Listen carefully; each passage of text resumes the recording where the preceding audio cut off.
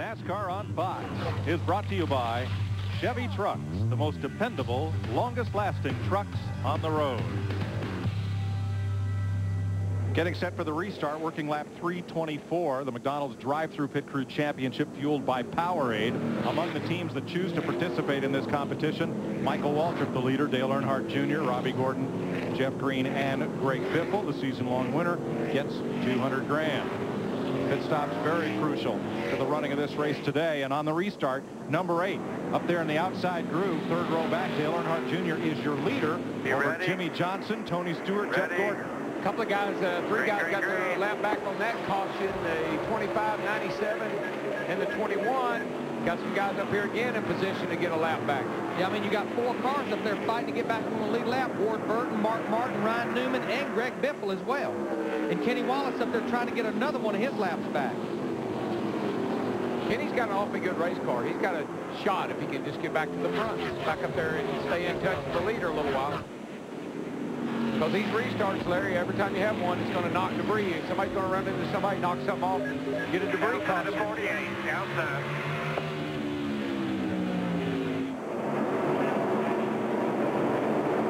Dale Earnhardt Jr. trying to put Ryan Newman back a lap down. Did you see Jimmy Johnson? I mean, he had her sideways like on dirt. Saved it. Johnson battling Stewart. This is for second.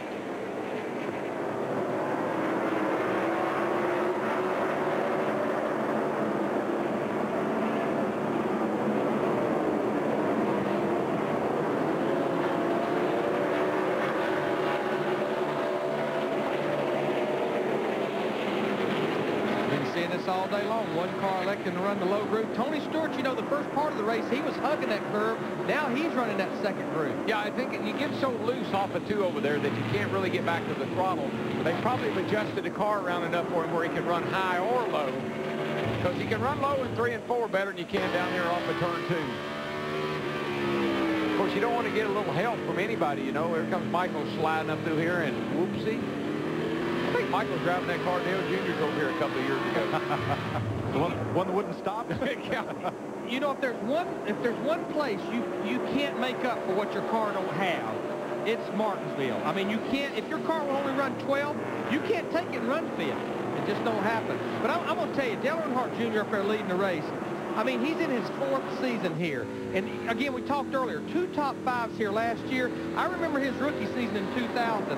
He hit every race car out there, even hit a wrecker that was parked on the inside the backstretch. Yeah, that's that car Michael's got, I'm pretty sure.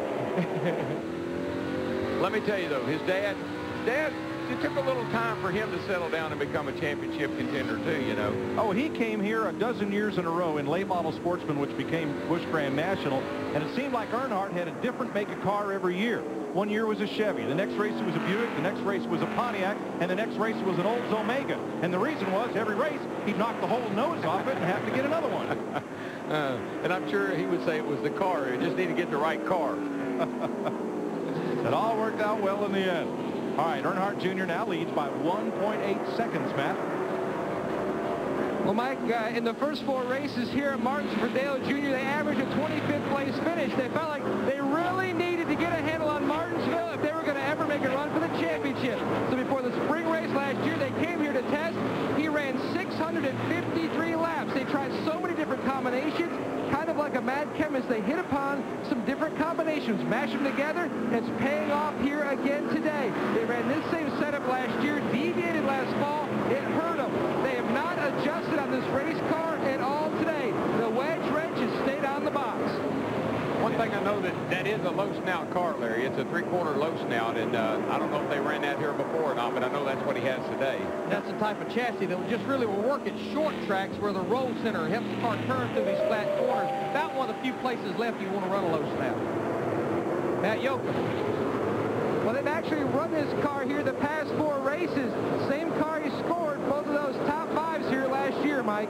Just with a new 2003 body on its same chassis.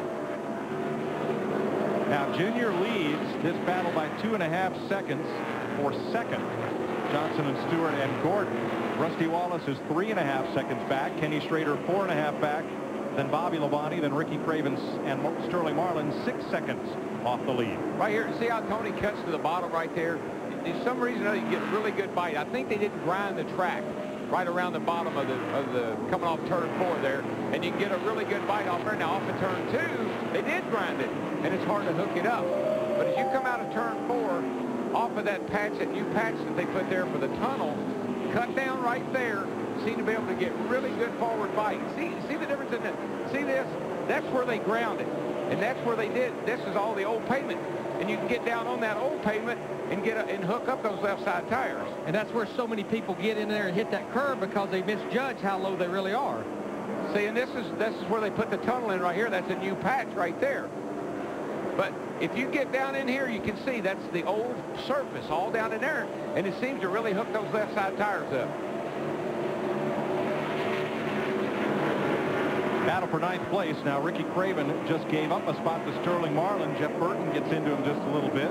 Now Ricky's struggling right now. Watch him a lap or two there, and he's not as good as he was early on. Well, what he's fighting, Mike and Darrell, is the 38, Elliott Sadler, Jeff Burton, Kevin Harvick. All those guys have fresher tires than Ricky Craven has. And you can't put up a fight. I know yesterday we got in a situation like that. I said, Larry, you're just going to have to let me know when all those guys that got new tires are past me, because I can't do anything about it. Whoa, Burton and Craven get together. Yeah, Ricky Craven has about 20 more laps on his tires than all these cars that he's with right here.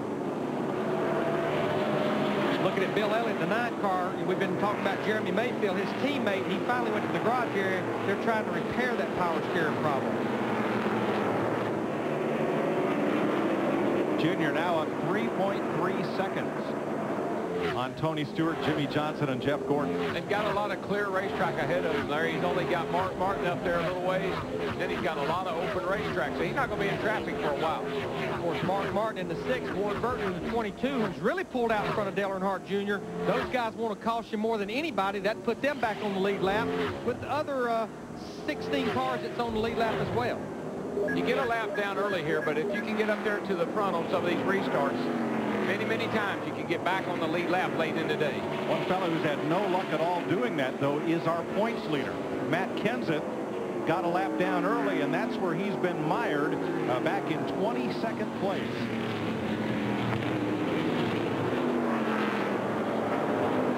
You know, when I think about the points battle we have right now, although it's early, Matt Kenseth and Dale Earnhardt Jr. 1 and 2, don't that remind you of the 1988, 1999 Busch Series championship battles that those guys had? Junior said yesterday it's pretty cool to be battling Matt again for a title. He says it's like going bowling with your buddy, I think. But you still want to beat him. You just don't want to heave the ball at him. 344 laps complete. We're just past 2/3 distance in the Virginia 500.